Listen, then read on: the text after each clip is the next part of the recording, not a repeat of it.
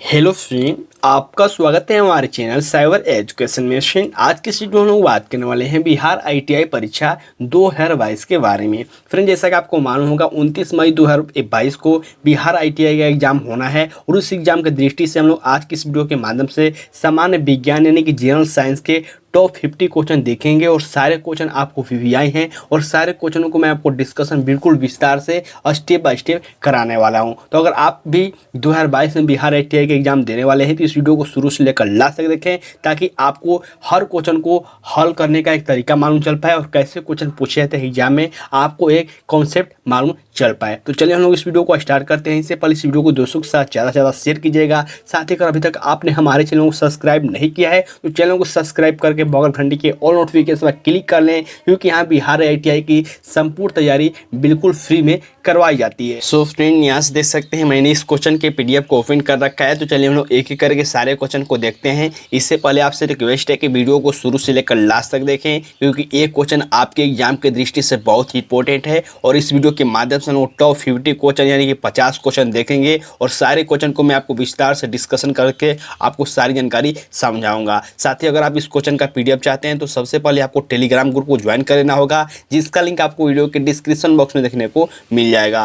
पहला क्वेश्चन यहाँ पे देख सकते हैं फ्रेंड, मेंशन किया गया है उद्योग में शक्ति का एसआई यूनिट क्या होता है। देखिए, उद्योग में शक्ति का एसआई मात्रक क्या होता है। आप सभी कैंडिडेट जानते हैं कि शक्ति का जो एसआई मात्रक होता है वो वाट होता है और बहुत सारे कैंडिडेट यहाँ पे बी ऑप्शन पर क्लिक कर देंगे, बोलेंगे कि शक्ति का एसआई मात्रक वाट होगा, जो कि पूरी तरह से गलत हो जाएगा। गलत इसलिए हो जाएगा क्योंकि क्वेश्चन में पूछा गया है कि उद्योग में शक्ति का एसआई यूनिट क्या होता है। ठीक है, सिर्फ अगर शक्ति की इकाई पूछा जाता उस समय आपको वाट सही हो जाता, लेकिन यहाँ पे क्वेश्चन में मेंशन किया गया है कि उद्योग में शक्ति का एसआई यूनिट क्या होगा। तो उद्योग में शक्ति का एसआई यूनिट आपको अश्व शक्ति हो जाता है। ठीक है, जो कि यहाँ से डी ऑप्शन बिल्कुल राइट आंसर हो जाएंगे इस क्वेश्चन को। तो बिल्कुल आपको ये बातें याद रखना है। बहुत सारे कैंडिडेट यहाँ पे जल्दीबाजी में वार्ड पर क्लिक कर देते हैं, जो कि गलत हो जाएगा। ये जूल किसका मात्रक है, तो जूल आपको कार्य और ऊर्जा का मात्रक होता है। किलोवाट घंटा भी आपको ऊर्जा का मात्रक हो जाएगा अगर यहाँ पे किलोवाट घंटा रहेगा तो। ठीक है, तो बिल्कुल आप इस क्वेश्चन से इतना बातें याद रखेंगे। नेक्स्ट क्वेश्चन यहाँ पे देखिए मेंशन किया गया एम्पियर सेकेंड किसकी इकाई है। ये भी क्वेश्चन इंपॉर्टेंट है और मैं आपको बता दूं कि जितने भी मैं आपको क्वेश्चन करा रहा हूँ सारे क्वेश्चन आपके एग्जाम की दृष्टि से वीवीआई है, क्योंकि ये क्वेश्चन बार बार आपके एग्जाम में पूछे ही जाते हैं। ठीक है, क्वेश्चन मेंशन किया गया है कि एम्पियर सेकेंड किसकी इकाई है, आवेश की, शक्ति की, ऊर्जा की या फिर वोल्टेज की। तो आपने शायद, मुझे नहीं लगता कि आपने इस क्वेश्चन को देखा होगा। अगर देखा भी होगा तो आपको बहुत सारे यहाँ पे कन्फ्यूजन होंगे कि आखिरकार एम्पियर सेकेंड किसका ऐसा यूनिट होगा। तो एम्पियर सेकेंड आपको यूनिट हो जाएगा आवेश का। ठीक है, आप सभी कैंडिडेट जानते हैं कि आवेश का जो एसआई मात्रक होता है वो कूलम होता है, लेकिन आपको याद रखना है कि एम्पियर सेकेंड भी इसका एसआई यूनिट हो जाएगा। ठीक है, जो कि यहाँ से ए ऑप्शन बिल्कुल राइट आंसर हो जाएंगे इस क्वेश्चन के। अभी अभी मैंने बताया कि शक्ति का एसआई मात्रक वाट होता है, उद्योग में अश्व शक्ति होता है, तो आपको इन बातों को भी याद रखना है। ठीक है, नेक्स्ट क्वेश्चन देखिए मेंशन किया गया है न्यूटन मीटर स्क्वायर केजी पर सेकेंड स्क्वायर की एसआई क्या है। देखिए, ये क्वेश्चन तो आपके रेलवे में या फिर किसी भी कंपटीशन लेवल की तैयारी कर रहे होंगे तो यहाँ से ये क्वेश्चन पूछा ही जाता है, जो कि इसका जो राइट आंसर हो जाएगा ये हो जाएगा गुरुत्वाकर्षण के स्वाभाविक नियतांक का ये एसआई यूनिट होता है, जो कि यहाँ से डी ऑप्शन बिल्कुल राइट आंसर हो जाएंगे। ये क्वेश्चन थोड़ा आपको हार्ड लग सकता है, ये एग्जाम में आपके पूछा ना जा सकता है, हो सकता है, लेकिन ये जो क्वेश्चन है बहुत सारे एग्जाम में आपको बार बार रिपीट किया जाता है। ठीक है, नेक्स्ट क्वेश्चन यहाँ पे देखिए मेंशन किया गया है कौन सा यंत्र समुद्र के स्तर से ऊपर की वस्तुओं को देखने के लिए पनडुब्बी में प्रयोग किया जाता है। देखिए, ऐसे यंत्र के बारे में क्वेश्चन पूछा जाता है, एक दो क्वेश्चन कि कौन सा यंत्र है जो कि आपको किस में काम करता है। तो ऐसे ही मैं आपको यहाँ पर कुछ यंत्र के बारे में बता देता हूँ। ठीक है, क्वेश्चन मेंशन किया है कौन सा यंत्र है जो कि समुद्र के स्तर से ऊपर की वस्तुओं को देखने के लिए पनडुब्बी में प्रयोग किया जाता है। तो ये हो जाएगा आपको पेरिस्कोप। ठीक है, जो पेरिस्कोप है ये आपको पनडुब्बी में प्रयोग किया जाता है, जिसकी सहायता से पानी में डूबे हुए व्यक्ति को आपको पानी के ऊपर की सतह से देखा जा सकता है। ठीक है, जो कि यहाँ से सी ऑप्शन बिल्कुल राइट आंसर हो जाएंगे इस क्वेश्चन के। अब देखिए जो तीन ऑप्शन दिए गए हैं पायरोमीटर, एपीडियास्कोप या फिर ऑटोमीटर, एक किसका किसका प्रयोग होता है, इसमें किसका प्रयोग होता है, इसके बारे में हम लोग सबसे पहले समझ लेते हैं। क्योंकि देखिए अभी मान लीजिए कि अभी पूछ दिया गया पेरिस्कोप का, कभी आपके एग्जाम में पायरोमीटर ऑटोमीटर भी पूछा जा सकता है। इसीलिए आप कभी क्वेश्चन पढ़ें तो आपको चारों ऑप्शनों के बारे में भी समझना होगा कि आखिरकार एक किसका यंत्र है, एक किसमें प्रयोग होता है, तभी आप एक क्वेश्चन से बहुत सारे क्वेश्चन याद कर पाएंगे। ठीक है, तो यहाँ पे देखिए मेंशन किया गया पायरोमीटर, तो पायरोमीटर में किसका प्रयोग होता है, तो जो उच्च तापमान होता है, उच्च तापमान नापने के लिए हम लोग पायरोमीटर का उपयोग करते हैं। ठीक है, बिल्कुल आप याद रखेंगे। वहीं हम लोग बात करें एपीडियास्कोप के बारे में, तो एपीडियास्कोप के माध्यम से आप चित्रों को पर्दे पर प्रक्षेपण कर सकते हैं, यानी कि प्रोजेक्शन कर सकते हैं। और ऑटोमीटर तो आप सभी कैडेट जानते होंगे, दूरी मापने की जो मोटर गाड़ी होती है उसमें दूरी मापने की ये ऑटोमीटर होता है। ठीक है, तो बिल्कुल आप इसको समझ गए होंगे। अब देखिए मेंशन किया गया है सूर्य को देखने के लिए किस यंत्र का प्रयोग किया जाता है, ये भी आपको इंपॉर्टेंट है। देखिए सूर्य को देखने के लिए किस यंत्र का उपयोग करते हैं, तो सूर्य को देखने के लिए हम लोग हेलियोस्कोप का उपयोग करते हैं। ठीक है, जो कि यहाँ से सी ऑप्शन बिल्कुल राइट आंसर हो जाएंगे इस क्वेश्चन के। देखिए सूर्य की जो विकिरण होती है, जो ताप होता है, उसे हम लोग पायरोमीटर से मापते हैं, लेकिन यहाँ पे क्वेश्चन पूछा गया है कि सूर्य को देखने के लिए किस यंत्र का प्रयोग करते हैं, तो इसमें हम लोग हेलियोस्कोप का प्रयोग करते हैं। ठीक है, टेलीस्कोप क्या होता है, टेलीस्कोप यानी कि सूक्ष्मदर्शी या फिर सॉरी टेलीस्कोप यानी कि दूरदर्शी, यानी कि जो दूर की वस्तु देखने के लिए दूरबीन होता है उसका प्रयोग किया जाता है। और जो होता है ये आपको स्टीरियोस्कोप, ये कुछ खास नहीं है, इसको आप समझ सकते हैं। ठीक है, चलिए हम लोग अगले क्वेश्चन की ओर बढ़ते हैं। नेक्स्ट क्वेश्चन यहाँ पर देख सकते हैं मेंशन किया गया है सर्किट में बिजली के प्रवाह का पता लगाने हेतु निम्नलिखित में से किस उपकरण का प्रयोग किया जाता है। तो बिजली का प्रवाह पता लगाने के लिए हम लोग गैल्वेनोमीटर का उपयोग करते हैं। ठीक है, जो कि यहाँ पे ए ऑप्शन में दिया गया है, यानी कि यहाँ से ये ऑप्शन बिल्कुल राइट आंसर हो जाएंगे इस क्वेश्चन के। अब देखिए कुछ ऑप्शनों को मैं आपको बारे में थोड़ा सा डिस्कस कर देता हूँ।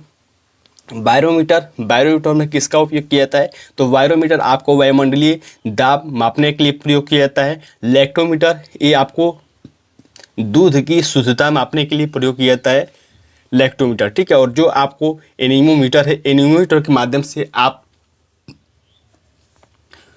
हवा का वेग माप सकते हैं कि हवा का वेग क्या है। ठीक है, एनीमोमीटर के माध्यम से। तो ऐसे ही आप जब भी क्वेश्चन पढ़ें आपको चारों ऑप्शनों को अच्छी तरह से हल कर लेना है, समझ लेना है। अगला क्वेश्चन देखिए मेंशन किया गया है निम्नलिखित में से किसमें कोई कार्य नहीं किया जाता है, यानी कि यहाँ पे 4 ऑप्शन दिए गए हैं। ठीक है, और आपको बताना है कि इसमें से किसमें कोई कार्य नहीं हुआ है। तो फर्स्ट यहाँ पे देखिए मेंशन किया गया है कपिल अपने कंधे पर 10 केजी भार लेकर खड़ा है। सेकेंड देखिए मेंशन किया गया है सचिन 4 किलोमीटर चलता है। थर्ड देखिए मेंशन किया गया है एक कुली किसी बस से किसी कार तक एक वजन ले जाता है। और डी दिया गया है वरुण मैदान पर क्रिकेट खेलता है। देखिए आप अगर इस क्वेश्चन के बारे में थोड़ा सा भी नहीं जानते हैं तो आप ऑप्शन के माध्यम से इसको सॉल्व कर सकते हैं, लेकिन अगर आप जानते हैं तो डायरेक्ट से यहाँ पे इसका फॉर्मूला लगा सकते हैं। होता है कार्य बराबर W बराबर एफ कॉस थीटा। ठीक है, क्या होता है एफ कॉस थीटा, इसका जो फॉर्मूला होता है W बराबर। और यहाँ पे देखिए क्या मेंशन किया गया सचिन 4 किलोमीटर चल रहा है, बिल्कुल कार्य हो रहा है क्योंकि 4 किलोमीटर चल रहा है। यहाँ पे सी में देखिए मेंशन किया गया कुली बस से लेकर एक वजन लेकर जा रहा है, ये भी कार्य हो रहा है। और यहाँ पे वरुण मैदान में क्रिकेट खेल रहे थे, ये भी कार्य कर रहा है। लेकिन जहाँ पे ए ऑप्शन दिया गया है यहाँ पे देखिए मेंशन किया गया है कपिल अपने कंधे पर 10 केजी भार लेकर खड़ा है। ये सिर्फ भार जरूर लिया है 10 किलो, लेकिन यहाँ पर लेकर सिर्फ खड़ा है, इसीलिए यहाँ पे कोई कार्य नहीं हो रहा है। ठीक है, जो कि यहाँ से ए ऑप्शन बिल्कुल राइट आंसर हो जाएंगे। और इस फॉर्मूला का भी लगाएंगे तो यहाँ पे इसका भी राइट आंसर हो जाएगा 0, जो कि कोई कार्य नहीं होगा। ठीक है, नेक्स्ट क्वेश्चन देखिए मेंशन किया गया निम्नलिखित में से कौन सी भौतिक राशि किए गए कार्य की दर कहलाती है। ये भी क्वेश्चन इंपोर्टेंट है, कौन सी भौतिक राशि है जो कार्य की दर कहलाती है। तो देखिए कार्य की दर को हम लोग शक्ति कहते हैं। ठीक है, मैं आपको यहाँ पे सिंपल से बताता हूँ, कार्य करने की दर को हम लोग शक्ति कहते हैं और कार्य करने की क्षमता को हम लोग ऊर्जा कहते हैं। ठीक है, यहाँ पे क्वेश्चन क्या में कौन सी भौतिक राशि है जो कार्य की दर है, तो आपको याद रखना है कार्य करने की दर को हम लोग शक्ति कहते हैं और कार्य करने की क्षमता को हम लोग ऊर्जा कहते हैं। तो यहाँ पे दर की बात की गई, इसलिए यहाँ पे ए ऑप्शन शक्ति बिल्कुल राइट आंसर हो जाएगा। अगर यही क्वेश्चन में पूछा जाता कि कार्य करने की क्षमता को हम लोग क्या कहते हैं, तो कार्य करने की क्षमता को हम लोग ऊर्जा कहते हैं, लेकिन यहाँ पे क्षमता न देकर आपको दर दिया गया, इसलिए यहाँ पे शक्ति बिल्कुल राइट आंसर हो जाएगा। ठीक है, अगले क्वेश्चन को हम बढ़ते हैं।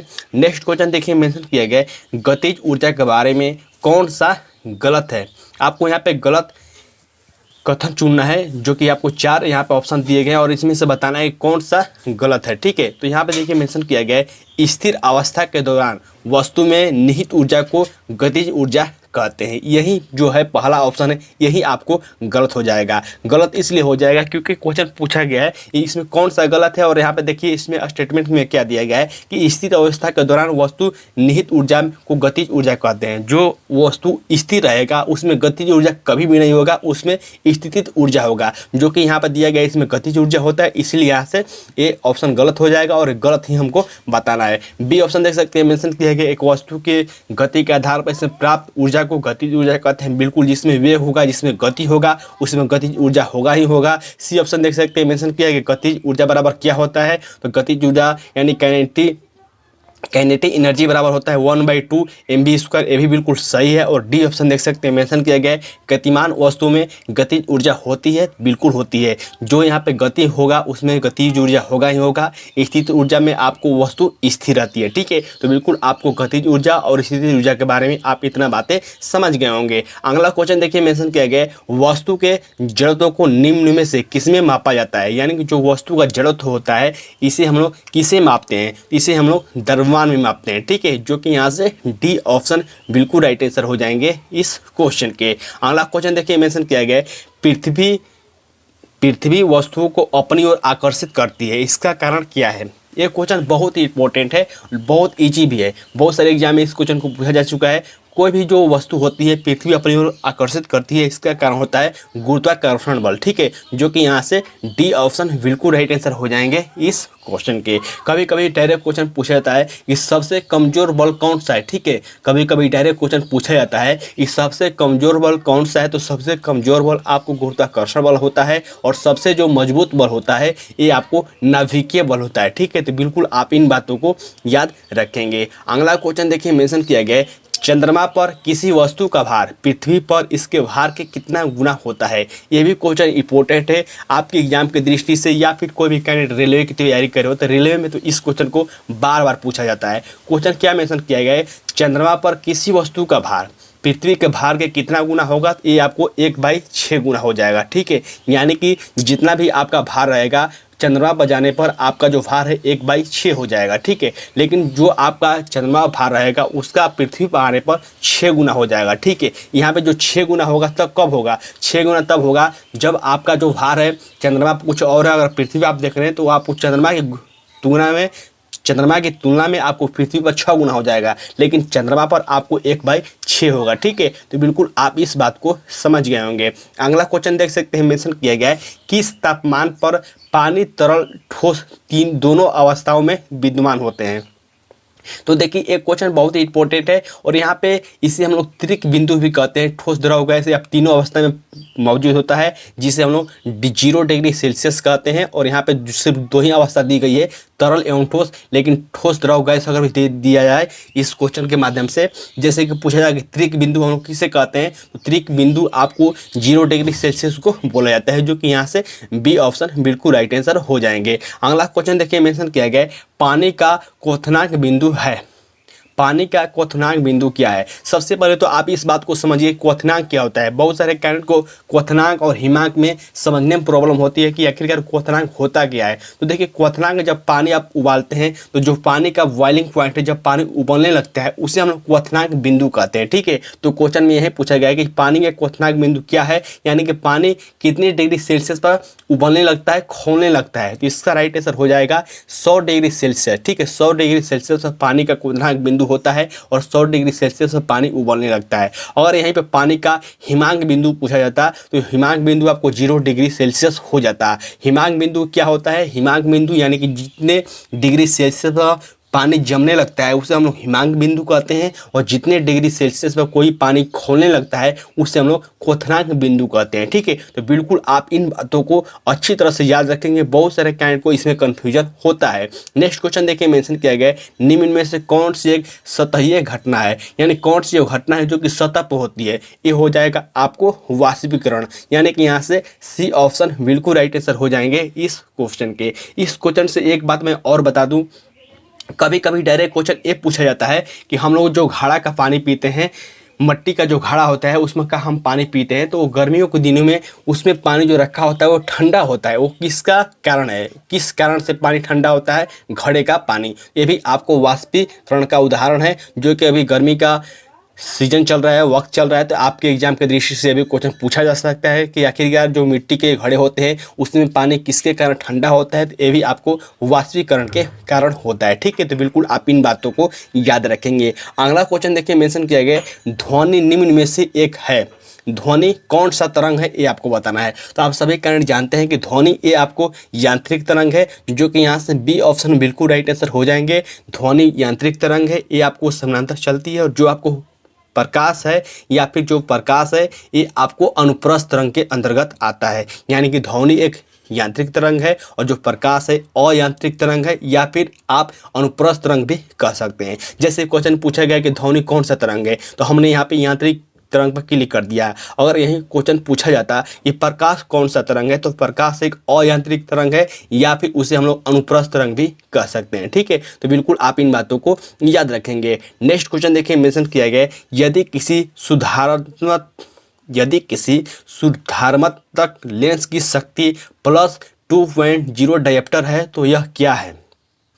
मैंने इस क्वेश्चन के बारे में आपको पहले भी डिस्कस किया है कि जब भी आपको किसी भी लेंस के पावर अगर प्लस में होगा तो उसे हम लोग उत्तल लेंस कहते हैं, और जहीं से ही आपको किसी लेंस का पावर माइनस में होगा उसे हम लोग अवतल लेंस कहते हैं। तो यहाँ पे देखिए प्लस में दिया गया है, इसीलिए यहाँ से ए ऑप्शन हो जाएगा उत्तल लेंस। बहुत सारे कैंडिडेट यहाँ पे दर्पण और लेंस में भी कन्फ्यूजन हो जाते हैं, तो आपको याद रखना है कि जो आंख में चश्मा लगाया जाता है, जो कि आपको उसमें दर्पण नहीं होता, उसमें लेंस ही होता है, और उत्तल लेंस किसका प्रयोग होता है, तो उत्तल लेंस में आपको दूर दृष्टि से जो कैंडिडेट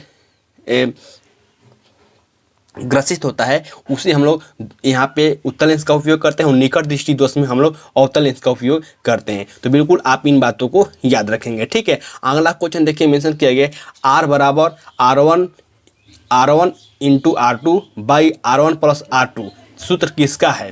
देखिए ये क्वेश्चन बहुत ही इंपॉर्टेंट है, लेकिन बहुत सारे कैंडिडेट को समझ में नहीं आएगा, जो कैंडिडेट यहाँ पे साइंस अच्छी तरह से नहीं पढ़े हैं। तो देखिए श्रेणी क्रम में जो आपको फॉर्मूला होता है ये होता है, श्रेणी क्रम में जो फॉर्मूला होता है ये होता है आपको R1 प्लस R2 ऐसे। ठीक है, आपको सीरियल वाइज ऐसे करके आपको समानांतर में होता है, लेकिन यही जब समानांतर क्रम में हो जाएगा तो समानांतर क्रम में होता है आपको 1/R1 प्लस 1/R2। ठीक है, तो यही क्वेश्चन जब इसका एलसीएम लीजिएगा, तो एलसीएम जब इसका लीजिएगा तो आपको कुछ ऐसा फॉर्मेट में आ जाएगा। ठीक है, जब आपको 1/R1 और 1/R2 का एलसीएम लीजिएगा तो कुछ ऐसा फॉर्मेट में आ जाएगा। तो यही क्वेश्चन पूछा गया है कि ये किसका सूत्र है, तो ये आपको समानांतर संयोजन का सूत्र है। ठीक है, तो जो कि आपको बी ऑप्शन में दिया गया। अगर सिर्फ श्रेणी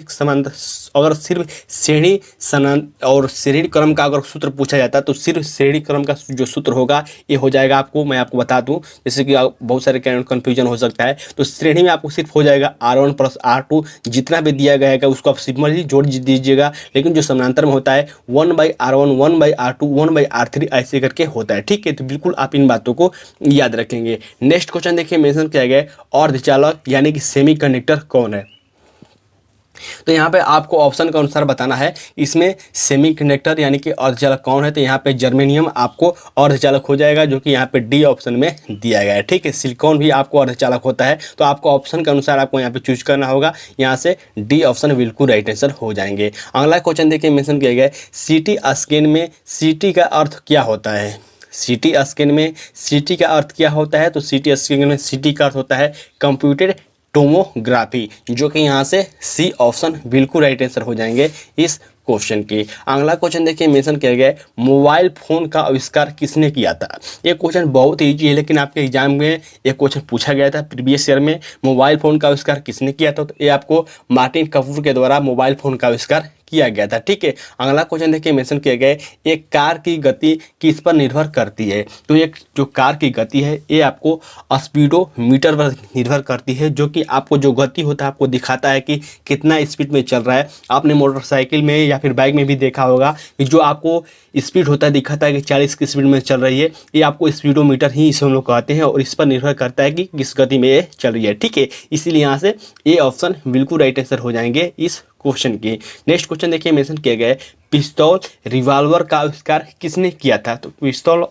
या फिर रिवॉल्वर का जो आविष्कार हुआ था ये आपको सैमुअल कोल्ट के द्वारा किया गया था, जो कि यहाँ से डी ऑप्शन बिल्कुल राइट आंसर हो जाएंगे इस क्वेश्चन के। नेक्स्ट क्वेश्चन देखिए मेंशन किया गया है, बाइफोकल लेंस का आविष्कार किसने किया था। देखिए मैं आपको हर चैप्टर से हर टॉपिक से मैंने क्वेश्चन लिया हुआ है, जो कि आपके एग्जाम की दृष्टि से, जैसे कि हम लोग अभी कुछ इंपॉर्टेंट यहाँ पे आविष्कार देख रहे हैं। तो बाइफोकल लेंस का आविष्कार आपको बेंजामिन फ्रैंकलिन के द्वारा किया गया था, जो कि यहाँ से बी ऑप्शन बिल्कुल राइट आंसर हो जाएंगे इस क्वेश्चन के। और आइजैक न्यूटन के बारे में आपने जानते होंगे, न्यूटन ने बहुत सारा यहाँ पे रूल और यहाँ पे नियम दिए हैं फिजिक्स के अंदर। नेक्स्ट क्वेश्चन देखिए मेंशन किया गया है, फाउंटेन पेन का आविष्कार किसने किया था। तो फाउंटेन पेन का आविष्कार आपको लेविस ई वाटरमैन के द्वारा किया गया था, जो कि यहाँ से बी ऑप्शन में दिया गया है। तो ऐसे ही आपको जो इम्पोर्टेंट आविष्कारक हैं उसको आप पढ़ लीजिएगा लुसेंट के माध्यम से या फिर किसी भी बुक के माध्यम से। मैं बहुत ही जल्द एक नेक्स्ट वीडियो लेकर आने वाला हूं, जिसके माध्यम से हम लोग देखेंगे कि आखिरकार आपको साइंस की तैयारी कैसे करनी है, जीके की तैयारी कैसे करनी है और मैथ की तैयारी कैसे करनी है। तो मैं आपको बहुत ही जल्द वो वीडियो लेकर आने वाला हूँ। ठीक है, अगला क्वेश्चन देखिए मेंशन किया गया है, निम्नलिखित में से किसके अणुओं के बीच आकर्षण बल अधिकतम होता है। अब ये केमिस्ट्री को हो गया, हमने 25 क्वेश्चन ये आपको फिजिक्स के देख लिया और 25 क्वेश्चन हम लोग अब केमिस्ट्री के देखेंगे। ठीक है, और आपको याद होगा कि जो सिलेबस मैंने बताया था बिहार आईटीआई का, इसमें आपको फिजिक्स और केमिस्ट्री से क्वेश्चन पूछे जाते हैं, यहाँ पे बायोलॉजी क्वेश्चन नहीं रहते हैं। ठीक है, तो क्वेश्चन क्या पूछा गया है कि किसके अणुओं के बीच आकर्षण बल सबसे अधिक होता है। तो ये आपको ठोस में जो आपको सटे अणु होते हैं इसमें आपको सबसे जो आकर्षण बल होते हैं। ठीक है, और सबसे कम हो जाएंगे ये द्रव में हो जाएंगे। तो बिल्कुल आपको इन बातों को याद रखना है। अगला क्वेश्चन देखिए मेंशन किया गया है, एक यौगिक नहीं है। आपको चारों ऑप्शनों में से बताना है कि कौन एक यौगिक नहीं है। तो मैंने आपको बताया था कि यौगिक तत्व मिश्रण की पहचान कैसी करनी है। जैसे कि यहाँ पर देखिए मेंशन किया है कि लेड, चौक, हाइड्रोजन सल्फाइड, सल्फर डाइऑक्साइड। तो आपको यौगिक है या फिर नहीं है, इसको पहचानने के लिए सबसे पहले तो आपको इन चारों का सूत्र मालूम होना चाहिए। तो देखिए जो लेड होता है इसका सूत्र होता है पीबी। किसका सूत्र क्या होता है? पीबी होता है, जो कि लेड होता है। ठीक है, चौक यानी कि कैल्शियम कार्बोनेट, हाइड्रोजन सल्फाइड और यहाँ पे सल्फर डाइऑक्साइड। तो इसको जो राइट आंसर हो जाएगा ये हो जाएगा लेड। लेड इसलिए होगा क्योंकि देखिए ये सारे जो हैं ये आपको यौगिक हैं। यौगिक इसलिए है, मैंने आपको बताया कि तत्वों की जो पहचान होती है वो आपको सिंपली दो भाषा में होती है, और यौगिकों का आप जो फॉर्मूला होता है आपको दो के साथ किसी के साथ होता है। जैसे कि H2 हो गया, ये आपको एक यौगिक हो गया। वही हम लोग बात करें यहाँ पे पीबी के बारे में, Mg के बारे में, ये तत्व हो जाएगा, ये यौगिक कभी भी नहीं होगा। ठीक है, तो ऐसे करके आपको याद रखना है कि यहाँ पे लेड जो है एक यौगिक नहीं है। अगला क्वेश्चन देखिए मेंशन किया गया है, अणु शब्द किसने प्रतिपादित किया था। तो अणु शब्द को आपको डेमोक्रेटिस के द्वारा प्रतिपादित किया गया था। ठीक है, जो कि यहाँ से बी ऑप्शन बिल्कुल राइट आंसर हो जाएंगे इस क्वेश्चन के। जे थॉमसन के बारे में आप जानते होंगे कि इलेक्ट्रॉन की खोज इनके द्वारा किया गया था। ठीक है, अगले क्वेश्चन को हम लोग बढ़ते हैं। नेक्स्ट क्वेश्चन देखिए मेंशन किया गया है, परमाणु के नाभिक में होते हैं। परमाणु के नाभिक में क्या होते हैं? तो परमाणु के नाभिक में प्रोटॉन और न्यूट्रॉन होते हैं, जो कि यहाँ से डी ऑप्शन बिल्कुल राइट आंसर हो जाएंगे इस क्वेश्चन के। और यहाँ पे रदरफोर्ड के द्वारा ये परीक्षण किया गया था। और आपको कभी कभी डायरेक्ट क्वेश्चन पूछा जाता है कि इलेक्ट्रॉन क्या, उसमें इलेक्ट्रॉन का क्या वर्क होता है। तो इलेक्ट्रॉन आपको बाहरी चक्कर यहाँ पे चारों तरफ यहाँ पे चक्कर लगाता है, यहाँ पे चारों तरफ, और जो बीच में होता है, जो नाभिक में होता है, ये आपको प्रोटॉन और न्यूट्रॉन होता है। ठीक है, तो बिल्कुल आप इन बातों को याद रखेंगे। नेक्स्ट क्वेश्चन यहाँ पे देख सकते हैं मेंशन किया गया है, निम्नलिखित में से किन कणों में सकारात्मक आवेश होता है। तो देखिए आप सभी कैंडिडेट यहाँ पे जब इलेक्ट्रॉन, न्यूट्रॉन, प्रोटॉन लिखते हैं तो इसके माध्यम से आप इसको सिंपल भाषा में समझ सकते हैं। जैसे कि हम लोग जब इलेक्ट्रॉन लिखते हैं तो यहाँ पे ई लिखकर यहाँ पे माइनस देते हैं, यानी कि ये ऋणात्मक होता है, ठीक है। तो ऐसे करके आप समझ सकते हैं। और जो प्रोटॉन होता है ये हम लोग पी लिखते हैं और यहाँ पे अगर कुछ नहीं होता है तो यहाँ प्लस जरूर होता है। तो यहाँ पे इसको जो राइट आंसर हो जाएगा ये हो जाएगा प्रोटॉन, जो कि आपको सकारात्मक होता है। और प्रोटॉन पर आपको एनोड किरण होती है और इलेक्ट्रॉन पर कैथोड किरण होती है। जो कि आपको ये भी क्वेश्चन पूछा जाता है कि आपको समरूप बताइए, तो आपको याद रखना है कि प्रोटॉन यानी कि एनोड किरण और इलेक्ट्रॉन यानी कि कैथोड किरण। और यहाँ पे जो न्यूट्रॉन होता है ये आपको उदासीन होता है, जो कि आपको बिल्कुल याद रखना है, ठीक है। अगला क्वेश्चन देखिए मेंशन किया गया है, किसी परमाणु के कक्ष में समायोजित की जा सकने वाली इलेक्ट्रॉनों की अधिकतम संख्या किस सूत्र द्वारा दर्शाया जाता है। इस क्वेश्चन को मैंने कई बार बताया है और जो इसका राइट आंसर हो जाएगा 2n², जो कि डी ऑप्शन में दिया गया है। ये फॉर्मूला कहाँ पर उपयोग होता है, जैसे कि अगर पूछा जाता है कि इस वर्ग में, इस आवर्त में कितने तत्व होती हैं, तो आपको सिंपल इसी फॉर्मूला का याद होता है। जैसे कि आपको पूछा जाएगा कि के उपकक्षा में आपको कितने यहाँ पे अधिकतम इलेक्ट्रॉनों की संख्या रह सकती है, ए में कितनी रह सकती है, तो आपको इसी फार्मूला को आपको बिल्कुल बैठा देना है, ठीक है। मैं आपको हाल के इसके न्यूमेरिकल क्वेश्चन बहुत ही जल्द लेकर आने वाला हूं, जिसके माध्यम से आपको बहुत सारे डाउट क्लियर हो पाएंगे, ठीक है। अगला क्वेश्चन देखिए मेंशन किया गया है, अधातुओं में आमतौर पर बाहरी कक्षा में इलेक्ट्रॉन कितने होते हैं। देखिए कभी कभी आपको कुछ ऐसे ही इलेक्ट्रॉनिक विन्यास दे दिए जाएंगे और पूछे जाएंगे कौन सा धातु का है, कौन सा अधातु का है। तो यहाँ पे क्वेश्चन पूछा गया है कि अधातुओं में जो बाहरी कक्षा में इलेक्ट्रॉन होते हैं वो कितने होते हैं। तो जो अधातुओं में बाहरी कक्षा में इलेक्ट्रॉन होते हैं इनकी संख्या 5, 6, 7 या फिर 8 हो सकता है, जो कि यहाँ पे बी ऑप्शन में दिया गया है, ठीक है। अगर अब यही क्वेश्चन पूछा जाता कि धातुओं में आमतौर पर बाहरी कक्षा में कितने यहाँ पे इलेक्ट्रॉन होते हैं, तो जब धातुओं में पूछा जाए तो 1, 2, 3 हो जाएगा और उप धातुओं में हो जाएगा 4, ठीक है।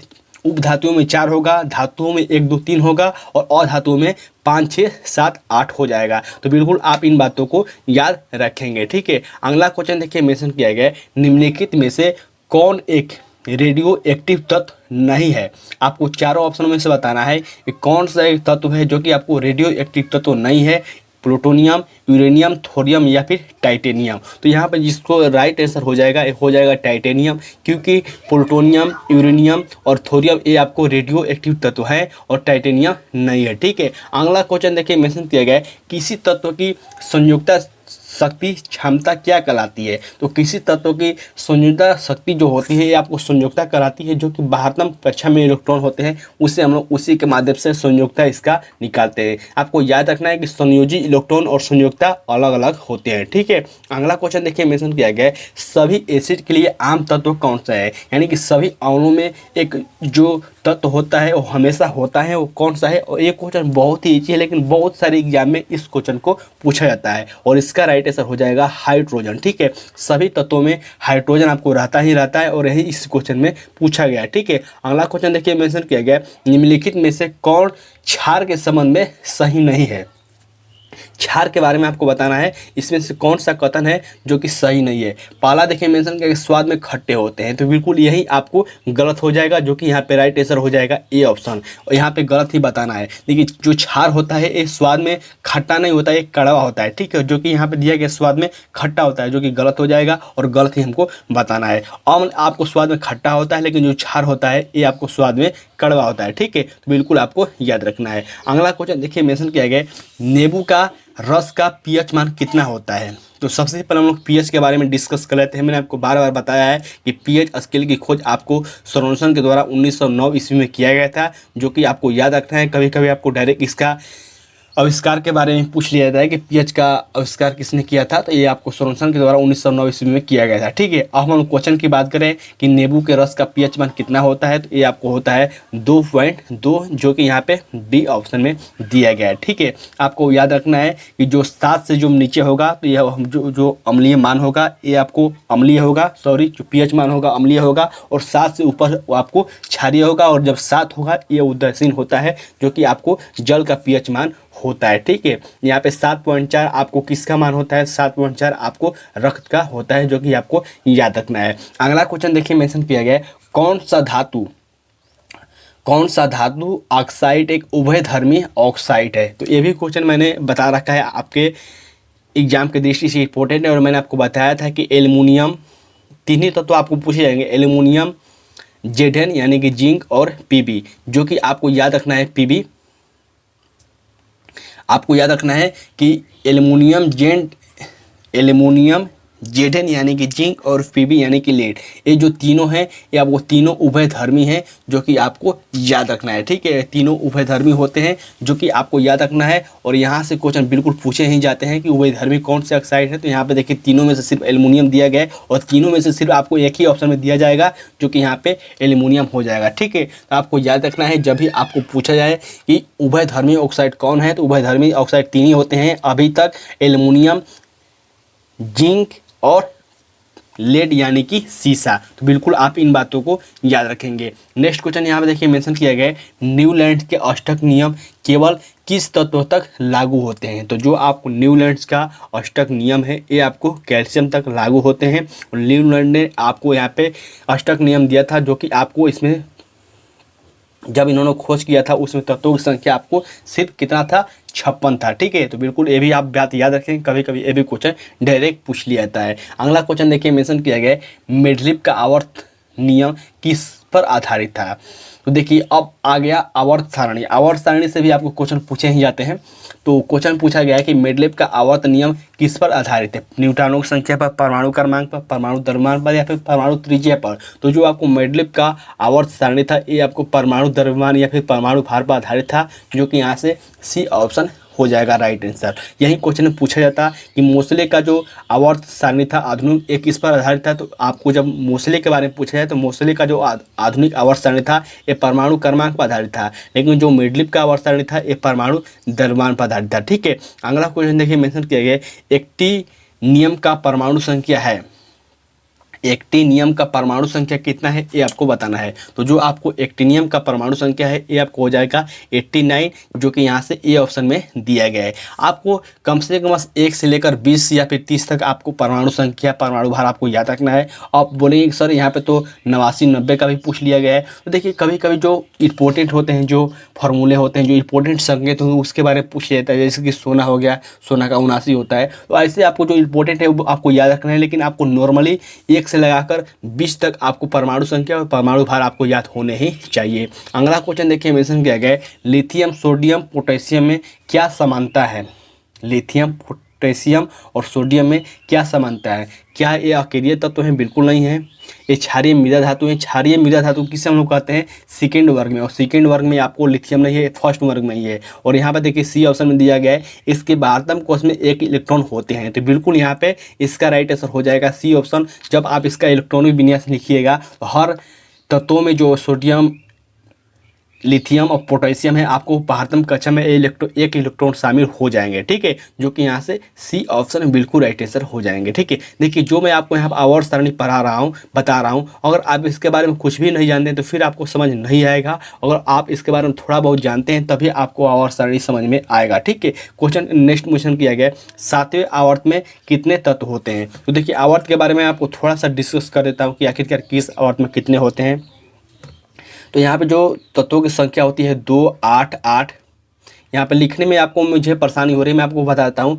पहले में होता है 2, ठीक है, पहले आवर्त में जो तत्वों की संख्या होती है वो 2 होती है। सेकंड में आपको 8 होती है, थर्ड में भी आपको 8 होती है। 2 आप इसको आप याद रखें, 2, 8, 8, 18, 18, 32 प्लस कुछ अपूर्ण, यानी कि यहाँ पे देखिए छठे आवर्त में आपको जो तत्वों की संख्या होती है वो 32 होती है। और यहाँ पे जो क्वेश्चन पूछा गया 7वां आवर्त, और यहाँ पे छठा आवर्त पूछा था 6 नंबर पर, छठा आवर्त में कितने संख्या होती है। तो ये आपको छठा आवर्त पूछा जाता तो यहाँ पे आवर्तों की संख्या 32 हो जाता, लेकिन यहाँ पे 7वां आवर्त पूछा गया है। तो 7वां आवर्त में 32 तत्व होंगे, साथ ही अपूर्ण होंगे, कुछ खाली भी थे। ठीक है, इसीलिए यहाँ से बी ऑप्शन बिल्कुल राइट आंसर हो जाएंगे। ठीक है, तो आपको याद रखना है। इसको कैसे याद रखना है मैं फिर से रिपीट करता हूँ, 2, 8, 8, 18, 18, 32 और इसके बाद 32 प्लस, जो कि आपको ये ट्रिक बिल्कुल याद रखना है। ठीक है, नेक्स्ट क्वेश्चन देखिए मेंशन किया गया है, आधुनिक आवर्त सारणी समान वर्गों के तत्वों में क्या समान होगा। आधुनिक आवर्त सबसे पहले आपको याद रखना है किसने दिया था, ये मोसले के द्वारा दिया गया था।